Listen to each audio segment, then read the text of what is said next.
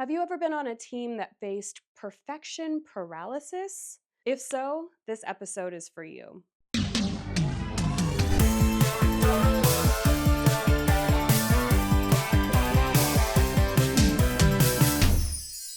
What keeps smart teams from moving forward? Well, it's very rarely a lack of ideas. It's perfectionism, anxiety, and this feeling that your strategy has to be airtight before you can actually get started. Today, we're welcoming a very special guest, Ken Moire, a fractional strategist who helps teams make sense of the mess. After growing an agency and passing the torch, Ken now consults as a fractional strategy officer, diving into corporations, small businesses, and startups to align CX, brand, and tech. Today, Ken is going to get into some of the very common reasons that teams stall and how he identifies the very first domino that then unlocks forward movement towards established KPIs. Are you ready to make own the mess your workplace mantra? Let's dive in. Ken, welcome to Inside the Team. It's a pleasure to have you here. Thanks for having me. Yeah. So, Ken, you often have a phrase that businesses are messy because people are messy. Talk to me about what that means. Human nature is messy. We all have challenges, uniqueness, uh, strengths, weaknesses, of course. Businesses are the same thing, and it's nothing to be ashamed of. Uh, Messes are the raw materials that you have to work with, and it's nothing to be ashamed of or sweep under the rug or put in the closet. We should bring all of the mess out into the open so that we can discuss it, put a name to it, and then solve it. So, if businesses are messy, then I assume strategy is probably a little bit messy as well. Yeah. What happens when people try to pretend that it's not or make it something that's airtight? Good question. I think that if it's not messy, you're probably not doing it right.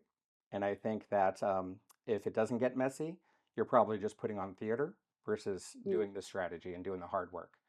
I think that messes are inherent in any business and value. And so you have to address it one at a time. And the idea is to make the messes okay to talk about. I know for a lot of people, they get this very visceral reaction when they think about failure. Sure. In fact, when I've worked with high performing teams, a lot of times it's actually the perfectionism that paralyzes them. They can't move forward. How do you move a team through that? Yeah. Perfection is really the enemy of progress because I've seen the best plans that are, pixel perfect. They've covered every ground. You've taken a year to do the research and put together the presentations at the executive levels. And I think that by the time you're finished with all that, the playing field has already moved on you. And the plan that you've put in place is probably nothing that you can drive on anymore because things move so rapidly now. And that's why perfection should not be the goal. Strategy is really about making something better tomorrow than it is today. And I think the goal is to create a map to know where you're going, but to create just enough fidelity so that you get there sooner, you get there quicker, and you can start showing some wins earlier. So you brought up maps. As soon as you said that, I'm such a visual learner, and so in my Me mind, too. I'm picturing. Oh, good. Yes, Okay. I'm actually really curious. Do you have visual tools that you use when you're helping teams think about strategy versus just completely. putting down the words? Absolutely. Totally rely on it. Visuals are very important. Not only does everybody kind of learn differently, I think you need to be able to see the problem. And I think a visual map can really help all the users, business owners, stakeholders, get a mental image of really what we're dealing with the scope of the problem, dealing with all the nuance of the issues. If you look at a Google map or an Apple map on your phone, they don't show you every detail of the map. They show you some main avenues, they show you some landmarks, but really everything else just gets in the way. And when you draw maps, whether it's for geography or whether it's for driving, like I said, or business processes or service blueprints, um, there's a lot of overworking of that you can do that really takes away from people's coherence and understanding of what you're trying to communicate. And when I think about visual tools and showing the problem, In some cases, it is so helpful to get into the details. If you can show how many errors and rework and over complexity is in a Mm, process, that sends a signal. okay, And I have seen teams just go, "Oh my gosh, we have to fix this." of course. Right. Yeah, And then what I'm hearing is when it's the map of, okay, now where do we go from here? You've got to be very strategic about how much you're going to zoom out from that to make sure correct. that there's clarity in that. That's a great point.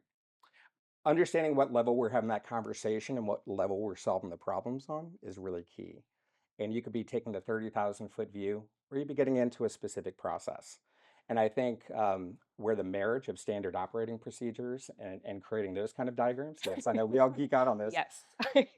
they have their place. And we can call it double clicking into an issue to talk about the processes and understanding kind of what is it today, so that we can all understand that. Knowing who the roles are and who the players are when you develop out that map is really, really key to understanding. But at some point, you need to step back and understand at what point does that process come into the larger footprint of service within an organization, um, or management within an organization. And so you have to understand not only the pieces, but how they all fit together in the big puzzle to give you that big picture. So I think having an upfront conversation and expectation setting with your stakeholders and saying, we are having a conversation today that focuses on this level of conversation, Mm, and we're not going to get into the weeds. Maybe have a bell or a squeezy toy or something like that that calls people out when we're getting too far in the weeds. I love that. Yeah, just, something that kind of is a little check that maybe we don't have to solve that problem today. And also let people know that there's, rest assured, there's going to be an opportunity to get into the details. Because I think also some of the anxieties that stakeholders and leaders feel is we're skipping over the important details. And sure enough, we're not. We're just not there yet. We're going to get to those points and drill into those later. That makes total sense. And with stakeholders, I know it's so important to get buy in. If you don't get that buy in, you might not get this far in actually executing the strategy. Yeah. So, how do you help make sure that people's voices are heard while also making sure that you're continuing to move forward? People buy-in is really everything. You can have the best strategy, and if unless people are motivated and moved and influenced to make the change, it's kind of dead in the water. So knowing who the right people to bring into the room and have those conversations with is going to be key. I think, personally, I'm a fan of getting a lot of cross coverage and being as holistic as possible, going upstream a little bit even, and bringing those members and roles kind of into the discussions. It creates some interesting conversations. I think when you talk about leaders who maybe have a sense of personal failure by discussing messes, sometimes that gets sensitive, bringing the maybe production people or people in operations into the mix. But I also think it could be of tremendous value when they hear directly out of their mouths the people who are on the front line talking to customers, dealing with a broken process, and really knowing where the pains exist. I think that phase of stakeholder mapping is so critical. And yet, because we move so quickly in this world, Yeah. that is one of the stages that I've seen a lot of people skip over. And I've been guilty of that in the past, but I've learned my lesson. Mm. Get Because that figured out early. oh yeah, I've Yes. gotten to the end of something I think is like the most airtight strategy. I give a Sure. presentation and somebody says, "Well, why didn't you consult with so and so?" Or we have a policy. Did you not see this policy? You Mhm. must not have talked to this or that department. You have to go slow to go fast. That's absolutely true. You cannot have things derailed in the 11th hour when you've put together a roadmap or a strategy or have partial buy in. I learned this in the hospital sector because when I would do service line delivery, like redesign, anything Mm. around process improvement, if I didn't bring in folks like the people who worked in the call center, Hmm. right? They may The not be most in the important clinic. people, probably. Yeah. Right, absolutely. And when I started to realize, like, oh, this is upstream, but it's very critical for how we're thinking about how we're designing these services. Absolutely. Yeah, there it was like something really switched in the success of things that I had worked on as well. And Absolutely. even going out and doing observations in the call Mhm. center, going to where the work is actually happening, I think could be an Yeah. interesting approach too. I think, one of the challenges with leadership is you have to swim in the waters where your customers are or where your employees are dealing with things. You really have to understand what that looks like to really get a picture and a grasp of where the business needs to go. And, in user research, we would do lengthy just observations, empathy maps, kind Hmm. of understand what they're thinking, what they're feeling in that moment. Um, those emotional triggers are really things that can drive success on a project. If you just make people think better or feel better about doing something, you can really make a huge impact. I think when they're emotionally invested in a positive way, you get the best out of people all the time. And um, that kind of energy, and when we go into stakeholder meetings and workshops, you have to bring that energy, because if you don't bring that energy or show enthusiasm for their project, it kind of just becomes this mire in, dread or exhaustion, or why Mhm. are we doing this? This is one more thing. Mhm. Um, it's going to cost money. It's going to take people's time. Mhm. We're not really on board with this. When they feel that what they're doing is vital and important in the process, it lifts everybody up. Yeah, purpose is everything. So, Ken, I do have a question for you because this has come up just this week when I've worked with different teams. I have had so many people this week bring up that everything feels urgent, Mm, everything feels overwhelming. And of in some course. cases, they're being told that by leaders everything is urgent.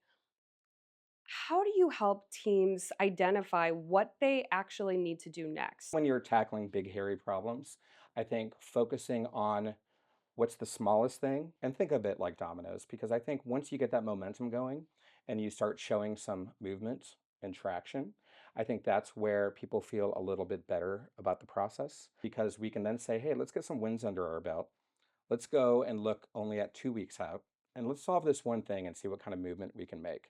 Do you have other tips for teams that are feeling anxiety around this idea that there's so much change that's about to happen? Change can be a good force. And I think that making people comfortable with change is also very key. So we go back to kind of that mindset and expectation setting of leaning into that discomfort of change and why we're changing and what things we're going to put in place and what that may feel like when we do change. And I think that continuing to tie it into the goals and the roadmap and those KPIs, that's is where data really takes a big role, and saying, no, look, we're being successful. I know change isn't comfortable, but look at the movement we've made in maybe user engagement or click through or conversions. It's working. Change can be a positive force, but it's also okay to be uncomfortable with change. And it's okay to voice that. And I think when you create a business setting, you should have people who can openly express that discomfort. I think also change is easier when you're collectively um, addressing those messes and solving the change. I think that when people feel that they're all in the same boat, it you can kind of weather those storms a little bit easier. We don't want people to be uncomfortable with it, but I think when they can understand together what progress they're making to a problem, I think it can be a really positive motivational force. How are you helping to shift teams from opinions toward a more data focused way of looking at I things? think that data is one of those things that allows us to not get so wrapped up in our own heads.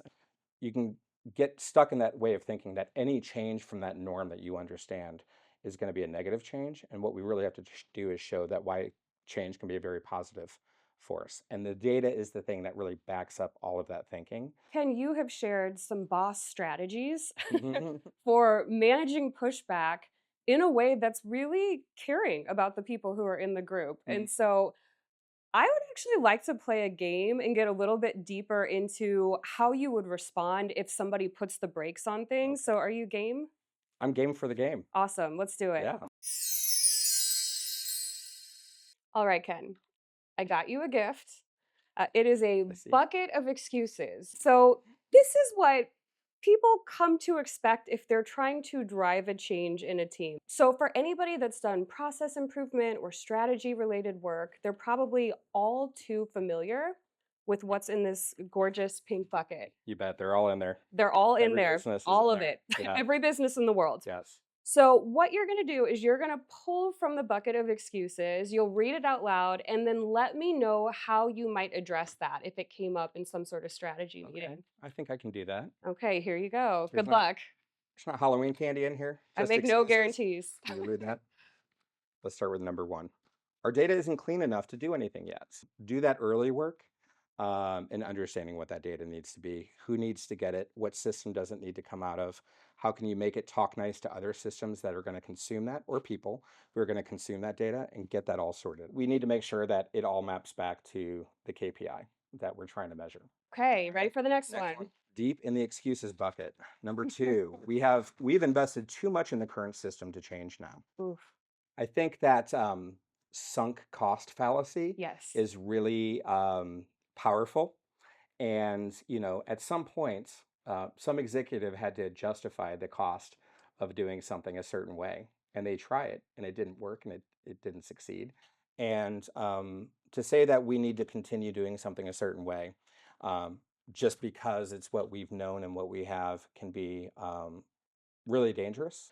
But I think, cost is one of those things that costs will just keep getting higher if you keep ignoring the issue. And you don't want to look at that same problem a year later to say, hey, the cost was only this then if we had made the decision. If we were to address it now, it'd be 10 times higher, perhaps. And so you really have to take that head on. I think it's never a bad time to reevaluate things that we've invested in. Fail For sure. fast. Yeah, fail fast and move on. Yeah, this goes back to a classic one. We can't start until the plan is perfect. Perfection is really the enemy of progress. I suffered that from that myself. And um, what you learn is nothing is ever going to be perfect. And the goal is to go in and say, oh, it's okay that I don't know everything and that it won't be perfect, but it will be good enough. And it will be good enough because people will feel progress. Uh, and again, that movement and that direction and trend is the thing that makes people feel better, not perfection. You need to make sure that people who do uh, have the perfection gene, let's call it, are heard, and that you understand what points they're making because they may see things that others on the team don't see. And I think those are important roles to have on the team, people who think on that level.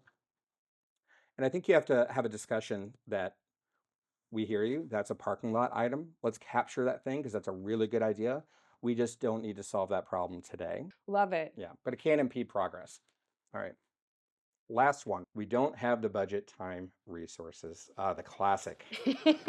How do you solve that? Well, I mean, budgets are tricky because, right, we're usually like planning these things out, a year in advance. But I will say what is easier is it's easier to have discussions of time and budget when you feel that there's positive momentum and that you feel that positive change is really coming to the business. All right, Ken, thank you so much for giving us an idea of how you would handle those different scenarios. For folks who want to keep in touch with you and follow your work, what's the best way for them to do that? Yeah, connect with me on LinkedIn, Ken Moire, Moire, spelled a little funny, and dabbling a little bit here and there in Blue Sky as well. All right, everybody, just remember you need to embrace the mess, go back to your purpose, and we'll catch you next time inside the team.